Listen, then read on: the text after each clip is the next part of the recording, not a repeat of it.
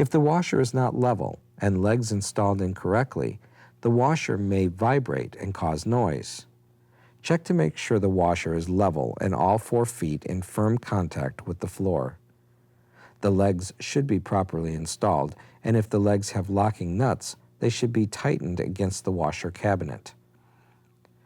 Are other items in the room, such as the dryer, vibrating? This can be a sign that the washer is not leveled properly or the floor is an issue. If the floor is not sturdy enough to support the washer as described in the owner's manual, then the floor can flex and be the cause of the vibration or noise problem. Refer to the installation instructions for flooring requirements. Noise and vibration may be reduced by placing a piece of 3/4-inch plywood underneath the washer. The plywood may extend underneath both washer and dryer to keep them at equal heights. This information is covered in many owner's manuals. When water is being pumped out of the washer, a humming sound may be heard. When the pump starts drawing in air, it starts to gurgle and make a swoosh.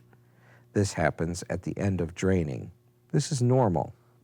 If the load that is being washed has metal snaps, buckles, or zippers, or loose items such as change, a metal clanking, scraping, or ticking sound may be heard as the metal contacts the basket. This is normal. If this noise can be heard when the washer is operating without a load, there may be objects in the pump. This may require a service call.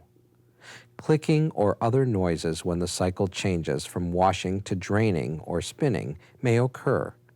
When the drive system shifts or the washer basket settles between cycles, noises that are different from previous washers may be heard.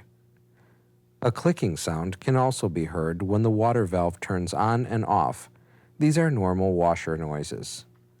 Water spraying or water running sounds may also be heard when the washer is filling or dispensing the additives.